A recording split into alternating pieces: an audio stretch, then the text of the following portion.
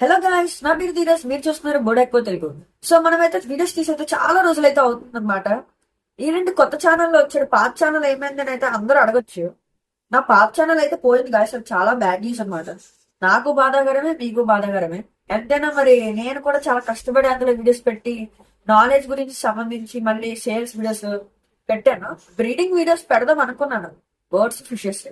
కానీ అది మనకైతే కుదరలేదన్నమాట. మీరైతే ఫీల్ అవ్వకండి. ఈ ఛానల్లో ఫస్ట్ వీడియో బ్యాటా బ్రీడింగ్ అనమాట. ఎవరైనా ఛానల్ పోతే అమ్మో నా ఛానల్ ఎలా పోయింది అలా పోయిందని బాగా చెప్పుకుంటూ ఫస్ట్ లో వీడియోస్ పెట్టేవాళ్ళు చాలా మంది ఉన్నారు.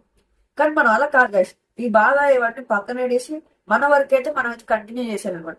వన్స్ మన ఛానల్ పోయినా నాకైతే ప్రాబ్లం అయితే లేదు. కొత్త ఛానల్ క్రియేట్ చేసుకోవడం నాకు పెద్ద సమస్య కాదు.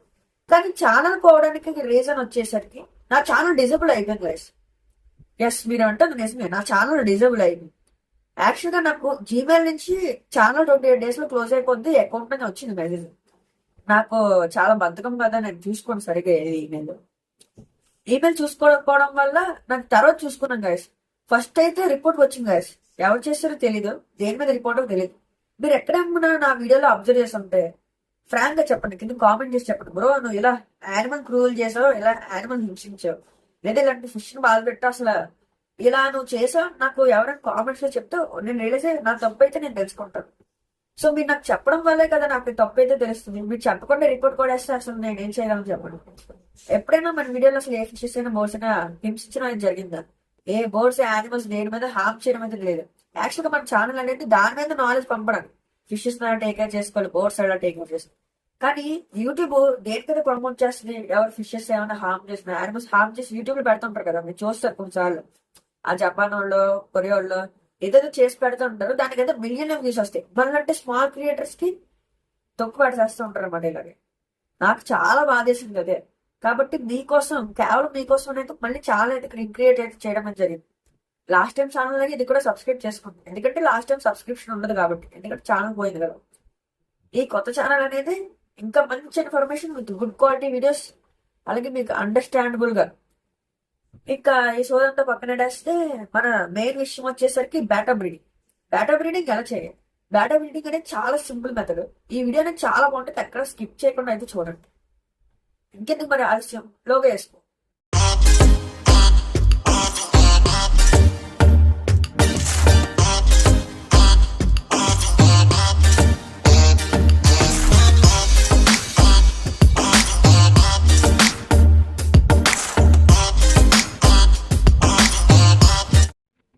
సో గాయస్, నేను మీకు చూపించేది మేల్ అనమాట. మీరు ఇక్కడ చూడండి. సో ఇది వచ్చేసరికి butterfly full moon male. So male అనేది చాలా హెల్దీగా ఉండాలి బేటా బ్రీడింగ్ చేయాలంటే. అది చాలా యాక్టివ్గా ఉంటేనే బ్రీడింగ్, అది కూడా 50% సక్సెస్ అనమాట. ఎప్పుడైనా సరే మీరు బేటా బ్రీడింగ్ చూసుకుంటే ఎంత హెల్దీ పేరు తెచ్చుకున్నా మీకు 50% ఛాన్స్. చెప్పచ్చు, చెప్పలేం. ఇంకా ఇది వచ్చేసరికి మనకైతే ఫిమేల్ అనమాట. ఫిమేల్ వచ్చేసరికి ఇలాగా ఫుల్గా, ఇదైతే ఫుల్ మూన్ అనమాట ఫిమేల్. ఇది కూడా బటర్ఫ్లైయే. ఈ ఫిమేల్ వచ్చేసరికి ఫుల్లీ లోడెడ్ అనమాట. ఇలా ఉంటేనే ఫిమేల్స్ అనేవి ఎగ్స్ అయితే పెడతాయి అనమాట. ఎగ్స్ తక్కువ ఉన్నా కొన్నిసార్లు ఎగ్స్ బయటకు రాకపోవచ్చు. సో మ్యాక్సిమం ఫీమేల్స్ అనేవి ఫుల్లీ లోడెడ్గా ఉన్నప్పుడే బ్రీడింగ్ చేయించండి. ఇదైతే చూసారా చాలా యాక్టివ్గా అయితే ఉంది. సో మీరు ఇక్కడైతే చూడొచ్చు, ఫిమేల్ అయితే అనమాట.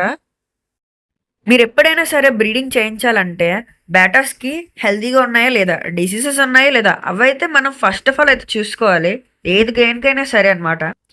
నేను లాస్ట్ టైం కూడా బ్రీడింగ్ అయితే ఇలాగే చేయించి మళ్ళీ 1 year అయిపోతున్నట్టుంది. అప్పుడైతే ఫుల్ వీడియో అయితే తీయలేదు. బేటా బ్రీడింగ్లో మెయిన్ బ్యాటర్స్కి అయితే వైట్ స్పాట్స్ అయితే అసలు ఉండకూడదు, అసలు చిన్న డిసీజ్ కూడా ఉండకూడదు అనమాట. ఫుల్ హెల్దీగా ఉంటేనే ఆ బేటా అనేది బ్రీడింగ్ అయితే కంప్లీట్గా సక్సెస్ఫుల్గా చేయడం అయితే జరుగుతుంది. ఇది ఇక్కడ మీరు చూడొచ్చు. మన కంప్లీట్ బేటా బ్రీడింగ్ సెటప్ అయితే ఇలాగైతే ఉందన్నమాట. మీరు ఇక్కడ అబ్జర్వ్ చేస్తే మన దగ్గర అయితే ప్రస్తుతానికి 3 items అయితే కనబడుతున్నాయి. ఒకటి బబుల్ ర్యాపర్, అలాగే ఇంకొకటి దీని పార్టిషన్ బాక్స్ అని అంటారు, లేదంటే మీరు సింపుల్గా దీన్ని చేసుకోవచ్చు. ఏం లేదు, బాటిల్ 2 pieces కట్ చేసి అలా వదిలేయండి, అది బాటిల్ మూట. మీరు ఇలా నేను వీడియోలో చూపించినట్టు సెట్ చేసుకుంది ఒక ట్రేలో వాటర్ 3 days, అట్లీస్ట్ 3 days అయితే ఓల్డ్ అయితే ఉండాలి. సో మనకి నెక్స్ట్ ఇంపార్టెంట్ ఐటమ్ వచ్చేసి ఆల్మండ్ లీఫ్. ఎస్, మీరు విన్నది నిజమే. దీన్ని తెలుగులో బాదం ఆకు అంటారు. మీకు ఇది ఎక్కడ పడితే అక్కడే దొరికేస్తుంది, కంగారు ఏం పడిపోవసం లేదు. బాబోయ్ మళ్ళీ ఈ ఆకు ఎక్కడ బాబు కొనాలే ఏంటి అనుకుంటారు. సో ఈ వాటర్ అనేది చేంజ్ అవ్వడానికి, కలర్ చేంజ్ అయ్యి pH కరెక్ట్గా అబోవ్ 7, బిలో 7 కరెక్ట్ 7లో ఉంటదనమాట. అంటే వాటర్ మరీ యాసిడిక్‌గా ఉండదు, మరీ బేసిక్‌గా ఉండదు. సో, ఈ వాటర్‌ని కరెక్ట్‌గా టెంపరేచర్ అలాగే పీహెచ్ మెయింటైన్ చేయడానికి ఆల్మండ్ లీఫ్. అసలు నేను పార్టిషన్‌కి ఇలా ఎందుకు పెట్టానే కదా మీ డౌటు. సో, మీరు మేల్ అండ్ ఫీమేల్ చూసుకుంటే చాలా యాక్టివ్‌గా అయితే ఉన్నాయి. ఈ టైంలో రెండిటిని కలిపుంచుకుంటే ఇంకా చూసుకోండి ఫ్రీ ఫైర్ ఆడేసుకుంటాయనమాట. 1v1 ఫ్రీ ఫైర్ ఆటిలికి. సో, అలా ఫ్రీ ఫైర్, పబ్‌జీ ఆడకుండా ఉండడానికే ఫస్ట్ ఆటిలిని ఇంట్రొడ్యూస్ చేసుకోవడానికి ఫీమేల్‌నయితే అందులో ఏసి మేల్ బయట వదిలేస్తాం. ఆఫ్టర్ ఏ లాంగ్ టైమ్ మనం మేల్ అండ్ ఫీమేల్ అయితే ఇలా వదులుకోవాలనమాట. మీరిక్కడ చూడండి మేల్ అయితే ఎంత ఫ్రీగా తిరుగుతుందో, అలాగే ఫీమేల్ అలా ఫ్రీగా ఉంచకూడదు. చూసారా మీరు అట్లా అసల ఆ రెండిట్లో అగ్రెషన్? ఫీమేల్ అయితే ఇంక రెచ్చిపోతుందనమాట. రా హెడ్ షాట్‌లు కొట్టేసుకుందా అంటుంది. ఇలాంటి టైంలో అయితే అస్సలు వదలకూడదు. ఇలా ఫీమేల్ అయితే లోపలైతే సెట్ మరొకసారి క్లియర్‌గా అయితే చెప్తున్నాను. చాలా జాగ్రత్తగా అయితే వినండి. గైస్ మనమైతే మేల్ అండ్ ఫీమేల్‌ని అట్‌లీస్ట్ కొంతసేపైనా సెపరేట్‌గా ఉంచాలి. అప్పుడే అవైతే బ్రీడ్ అవ్వడానికి ఛాన్సెస్ ఎక్కువనమాట. మీరిలా డైరెక్ట్‌గా వదిలేస్తే ఏమవుతదంటే, అసలు బ్రీడ్ చేసుకోవు ఫస్ట్ ఆఫ్ ఆల్. నెక్స్ట్ ఏంటంటే, మీ మేల్ గాని లేదా ఫీమేల్ గాని ఏది స్ట్రాంగ్‌గా ఉంటే అది మిగిలి వీక్ ఉన్నది చచ్చిపోదు. అలా జరగకుండా ఉండాలంటే, ఇలా ఒక దాన్నేమో పార్టిషన్‌లో, అలా దాన్నేమో బబుల్ నెస్ట్ వ్రాపర్ చూసారా మీరు? యాక్చువల్‌గా నేను ఆ బబుల్ వ్రాపర్ పెట్టడానికి రీజన్ అదే. బబుల్ ర్యాపర్ కింద బబుల్స్ అయితే బిల్డ్ చేస్తది మేజర్ కేసెస్‌లో. అది అలా బబుల్స్ బిల్డ్ చేసినప్పుడే బ్యాట్ అనేది రెడీగా ఉంటది. మీరైతే కంగారు పడకండి. అది బబుల్ నెస్ట్ చేయాలంటే మినిమమ్ 1 గాని లేదా 1-2 డేస్ టైం అయితే పడుతుంది. చాలామంది 3 డేస్‌లో 3 అవర్స్‌లో పెట్టేస్తది బబుల్ నెస్ట్. వాళ్ళు వదిలేస్తారు ఫేమస్ యూట్యూబర్స్ లైక్ యాక్వా బర్కు, ఏకే వాళ్ళు. సో, మీరైతే బాబోయ్! నా బబుల్ చేయట్లేదు ఫెయిల్ అయిపోయిందేమో అని కంగారు పడొద్దు. అట్‌లీస్ట్ మీరు ఒక 2 డేస్ అలా వెయిట్ చేయండి. 2 డేస్ వెయిట్ చేసేటప్పటికి బ్రీడ్ అయితే నేను అట్‌లీస్ట్ నాది బబుల్ నెస్ట్ చేయడానికి 1 డే పట్టింది గాయ్స్ నా బేటాకి. నా ఎక్స్‌పీరియన్స్‌తో చెప్తున్నాను. బేటా అనేది కనీసం 1 డే బబుల్ నెస్ట్ కట్టడానికే టైం తీసుకుంటది. అలా తీసుకున్నప్పుడే బబుల్ నెస్ట్ స్ట్రాంగ్‌గా ఉంటది. ఈ టైం ఏంటంటే బబుల్ నెస్ట్ బాగా మంచిగా అనలైజ్ చేసుకొని మంచిగా స్ట్రాంగ్‌గా ఉంటుంది.